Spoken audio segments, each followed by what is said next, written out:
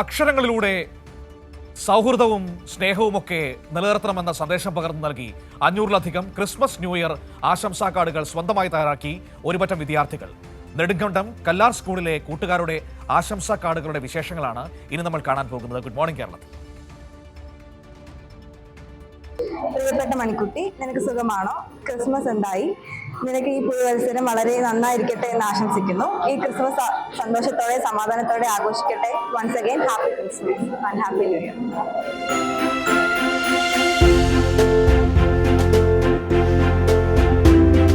ഒരു കാലത്ത് ഇന്ത്യയിലെ ജനമനസ്സുകളെ തമ്മിൽ ബന്ധിപ്പിക്കുന്ന ഏറ്റവും പ്രധാനപ്പെട്ട മാധ്യമമായിരുന്നു കത്തുകൾ. എന്നാൽ ആധുനികതയുടെ കടന്നുകയറ്റത്തിൽ ലോകം വിരൽത്തുമ്പിലെത്തിയതോടെ ഇല്ലന്റും പോസ്റ്റൽ കാർഡും ആശംസാ കാർഡുകളുമെല്ലാം വിസ്മൃതിയിലേക്ക് മറഞ്ഞു. പഴയ പ്രതാപത്തിന്റെ പ്രൗഢി വിട്ടൊഴിഞ്ഞ് പല എഴുത്തുപെട്ടികളും തുരുമ്പെടുത്ത് തുള വീണു.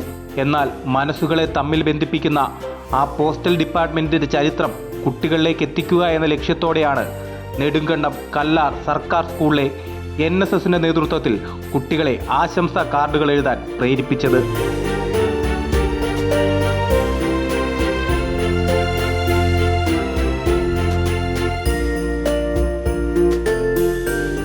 വെറുതെ എഴുതി അടുത്തിരിക്കുന്ന സുഹൃത്തിന് നൽകുകയല്ല, മറിച്ച് ഓരോ കൂട്ടുകാരും അവരുടെ പ്രിയപ്പെട്ടവരുടെ വിലാസത്തിലേക്കാണ് സ്നേഹത്തിന്റെ ആശംസാ കത്തുകൾ അയച്ചു നൽകേണ്ടത്.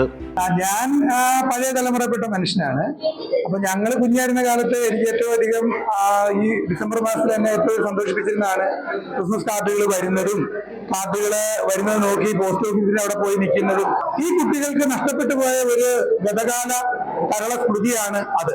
അതിലേക്ക് അവരെ തിരിച്ചു കൊണ്ടുവരാൻ കഴിയുമോ? പിന്നെ നമ്മുടെ തപാൽ സംവിധാനം എന്ന് പറയുന്ന വളരെ വൈഡായിട്ടുള്ള ഒരു നെറ്റ്വർക്ക് ഉണ്ട്. അതിനെക്കുറിച്ച് നമ്മൾ അറിയണം.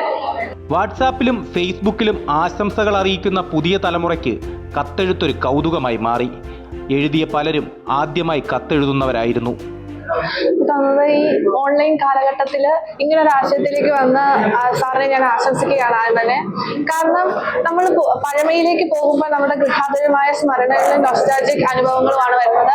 ഇപ്പോൾ ഓൺലൈനിലും ഇൻസ്റ്റാഗ്രാമിലും മാത്രം പരിചയപ്പെടുന്ന കൂട്ടുകാരികൾക്ക് കുറച്ചും കൂടി ഇതായിട്ട് കഴിച്ചെടുക്കാനും പേരും വിലാസം അറിയാമെങ്കിൽ ആർക്ക് വേണമെങ്കിലും അയക്കാവുന്ന ഒന്നാണല്ലോ പോസ്റ്റ് കാർഡ് എന്ന് പറയുന്നത്. അപ്പോൾ വളരെ മനോഹരമായ അനുഭവമായിട്ടാണ് എനിക്ക് തോന്നുന്നത്.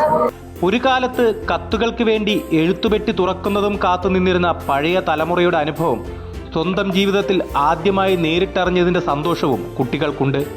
അവരും കാത്തിരിക്കുകയാണ് പ്രിയപ്പെട്ടവരുടെ സ്നേഹാക്ഷരങ്ങൾ നിറഞ്ഞ ആശംസാ കാർഡുകൾക്കായി.